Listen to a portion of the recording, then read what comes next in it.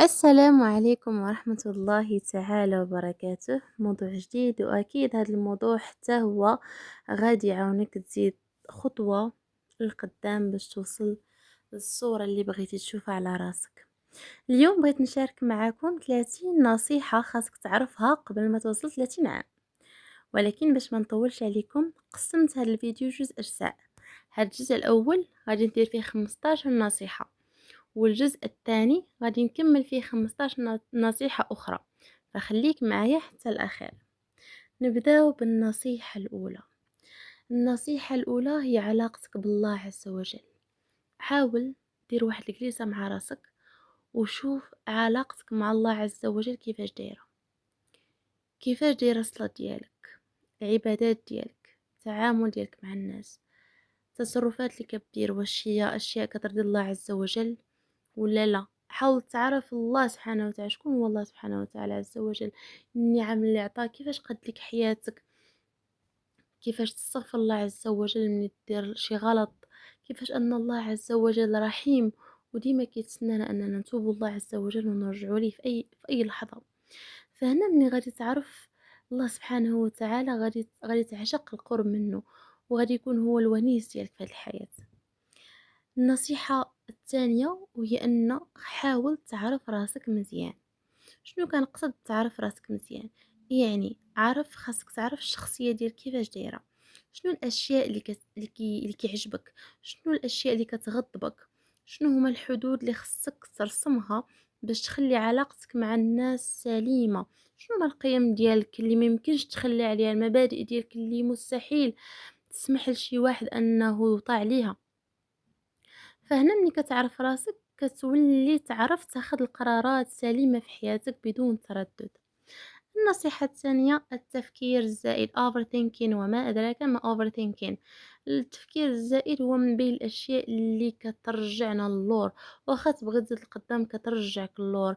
التفكير الزائد هو واحد الحاجة اللي بصح كتستنزف الطاقة ديالك بواحد الشكل رهيب. كتفكر أي موقف بسيط داز في حياتك كتعطيه تفاصيل وتفصلو وتحللو، وسيناريوهات ربما أغلبية ديال السيناريوهات وهمية كتخلقهم في راسك بسبب موقف بسيط داز قدامك. كتفكر في اللي داز وفي دابا وفي اللي جاي. واغلبيه ديال الناس اللي عايشين التفكير الزائد ما كيعيشوش اللحظه، وكتكون ما مفوتش امرك لله، وكيكون واحد الثقل فوق كتافك. عندك الثقل حطه وخليها في يد الله سبحانه وتعالى. ما تفكرش اللي دارلك شي حاجه ربي غادي يخلصو، اللي دار شي تصرف كل واحد تيبين على تربيته وعلى اخلاقه وعلى اسلوبه في الحياه، وكل واحد غادي يتجازى بداكشي اللي دار. فخلي امرك بيد الله عز وجل. النصيحة الثالثة حب راسك. حب راسك. شنو كان يعني بحب راسك؟ يعني خلي انت راسك هو المركز ديالك، اهتم براسك، تفاصيل ديال راسك، الجسم ديالك اعتني به. شنو الاشياء اللي كيضروك في الجسم ديالك ما نعطيها اتساع. فهنا كاين بعض الناس اللي كيبداو ديما يقلبوا على الحب من برا، في حين انه راه الحب كاين غير داخل ديالهم، خصهم غير يكتشفوه وخصهم يعطيوه لراسهم. فهنا حب الذات ماشي أنانية، هو أنك غير فقط تحترم راسك وتعرف القيمة ديالك وما تقبلش أي حاجة تجرحك. وملي كتحب راسك كتولي العلاقات ديالك صحية أكثر. ولكن دير في بالك نهار غتحب راسك غتفقد بزاف ديال الناس، ديرها في بالك. النصيحة الرابعة، لا. قول لا. تعلم تقول لا. وهنا ملي كنقول لا ماشي ضروري نكونوا خايبين وقحين في الهضره ديالنا، لا. سمح لي عفاك ما يصلحليش، لا لا هذه لا ما مناسبانيش، لا. الله يخليك. هضر باسلوب زوين ولكن في نفس الوقت كترسم حدود لراسك. هذيك نعم اللي كنقولوا بزاف باش ما يتقلق حتى شي واحد، راه كتقلقك انت، وكتكون انت المقابل. اي حاجه ما مريحاكش الا، اي حاجه ماشي مصلحتك الا، اي حاجه كتستنزف الطاقه ديالك الا. وهنا الناس اللي كيبغوك بصح راه غادي يتقبلوك وغادي يديروا اعتبار ليك اللي كتقول. النصيحه الخامسه، الوقت هو اغلى حاجه عندك. شوف الفلوس ممكن ترجع ولكن الوقت لا. كل دقيقة كدوزها ما غاديش ترجع. سول راسك واش هادشي اللي كندير دابا انا غادي ينفعني من بعد. حاول تستثمر وقتك في حاجات اللي كتطورك حتى ولو كانت صغيرة. الوقت هو اغلى حاجة، حاولوا تستغلوها في اشياء اللي غادي ترجع لكم بالنفع. وحاولوا تعتمدوا تقنيات ديال short time to do big things. يعني دير وقت صغير باش دير شي حوايج كبار. يعني مثلا انا بغيت نبدا القرايه، ماشي ضروري نجلس ساعتين في النهار، غير 10 دقائق جلس قرا داك الكتاب. حنا 10 دقائق ديالنا حنا راه ما ساويه والو، راه كتمشي لنا غير التفاوت. غنجلس يوميا ديك 10 دقائق يوميا يوميا يوميا، احسن من هذيك ساعتين اللي ساعتين في العام، ساعتين في الشهر اللي كتقطع. فهمتيني؟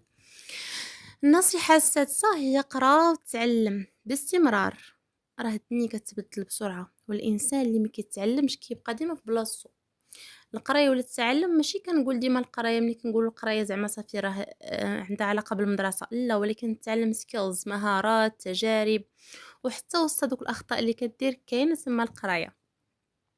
النصيحه السابعه، تعلم تحكم في المشاعر ديالك. your feelings ماشي اي احساس خاصك تتبعه. الغضب، الحزن، التعلق، الا خليتيهم يبقاو هما متحكمين فيك كون على يقين غيضيعوك. فهنا القوة الحقيقية ديالنا فين هو فاش انك كتحس براسك انت اللي شاد تيليكوموند، انت اللي كتحكم في داك الشعور ديالك. وحنا عارفين اي شعور وراه رد فعل، اي شعور وراه سلوك. فمني كدير سلوك مغاير لهداك الشعور اللي جاك، يا سلام على قوة كتحس. مثلا ملي كتجيك واحد النوبة ديال الغضب، مورا الغضب كيجي الانفعال، الصراخ، الشتم، الضرب. هنا ملي كيجيك هذاك الاحساس كتاخذ واحد النفس وكتحبسو وكتبدل ساعه بخرى كما كنقولوا. ما كتغوت، ما كتضرب، ما كتهين، ما كتشتم. كون على يقين واحد القوه كتحس بها من بعد رهيبه. فهنايا ملي كتشوف راسك كيفاش قدرت تتحكم في الاحساس ديالك، واحد القوه رهيبه. على عكس ملي كيجيك واحد الاحساس ديال الغضب وكتمشي تغوت وتشتم وتصلط وتغوت ما عرف شنو كدير من تصرفات الوحشيه والحيوانيه اللي كتجيك. كيجيك واحد التأنيب الضمير خطير من بعد. واحد التأنيب، واحد جلد الذات، راه كيرهق. فما احسن واش تحس بالقوه ولا تحس بجلد الذات. تعلموا، وانا معكم، خصنا ضروري نتعلموا نتحكموا في المشاعر ديالنا. النصيحة الثامنة، اختار الناس اللي دايرين بك، اختارهم عافاك بعناية، حيت الناس بغينا ولا كرهنا عندهم واحد الامباكت، واحد التأثير على حياتنا بلا ما نحسو. البيئة ديالنا كتشكل حياتنا، الا كنتي مع الناس سلبيين غادي تأثر بهم بلا ما تحس، وغيستنزفوا الطاقة ديالك.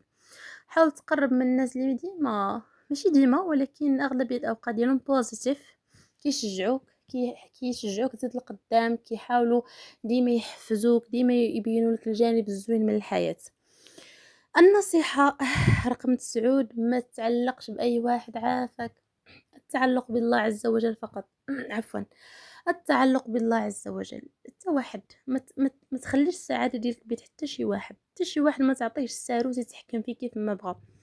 تعلق بالله عز وجل وبراسك. الناس الاخرين عطاوك شي حاجه مرحبا، ما عطاوكش صافي راه عندك انت اصلا. وكما هضرنا على الفيديو السابق على التعلق، راه بصح التعلق راه كيرهق. فما تسنى من حتى شي واحد شي حاجه، وما تسنى حتى شي مقابل من حتى شي واحد شي حاجه. كما قلت لكم، اللي دار شي حاجه الله يعطيه الخير، اللي ما دارش الله يعطيه الخير. عطي راسك، بغي راسك، اهتم براسك، داكشي اللي كتسنى من الناس عطيهم لراسك، وما تتعلق بحتى شي حاجه. النصيحة العاشرة، حدد أهداف واضحة. ضروري تكون عندك أهداف هاد الحياة. وملي كنقول أهداف، تبدأ بأهداف صغيرة. الأهداف كتخلي الحياة ديالك عندها واحد المعنى زوين. كتقول أنا عايش، أنا عايش وعارف علاش عايش. النصيحة رقم 11، دير أخطاء.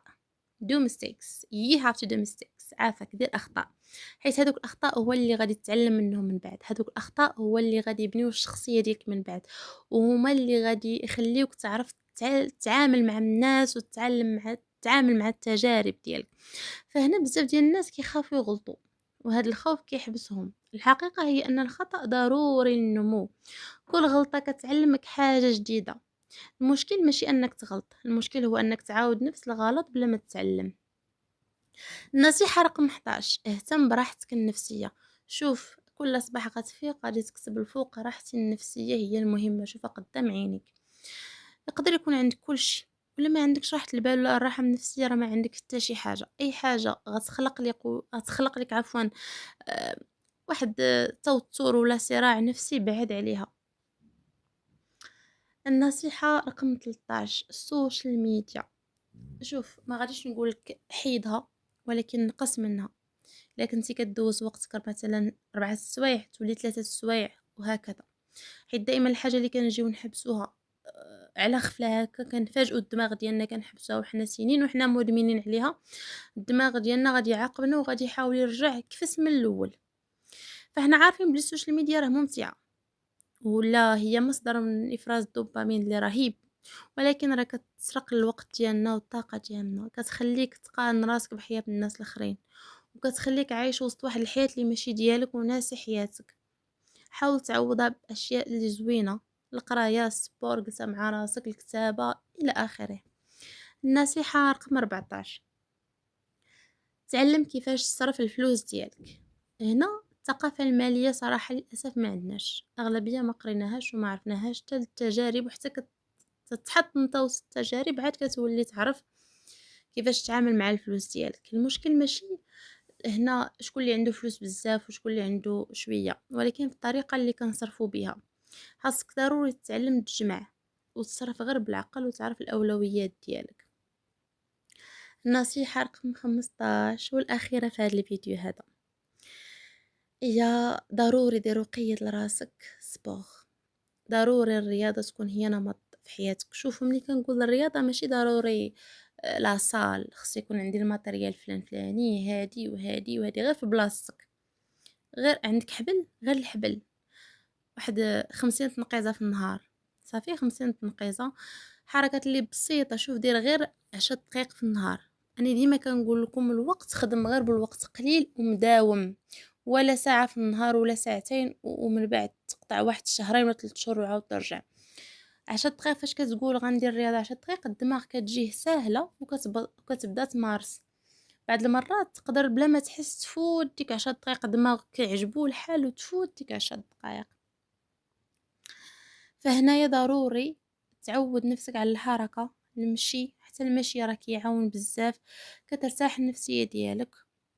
وماشي وكما قلت لكم ماشي ضروري يكون عندك الماتريال ولا لا صال ولا خاص شي واحد اللي تريني معاك، لا، بدا بوحدك في بلاصتك وبداك الشيء اللي عندك.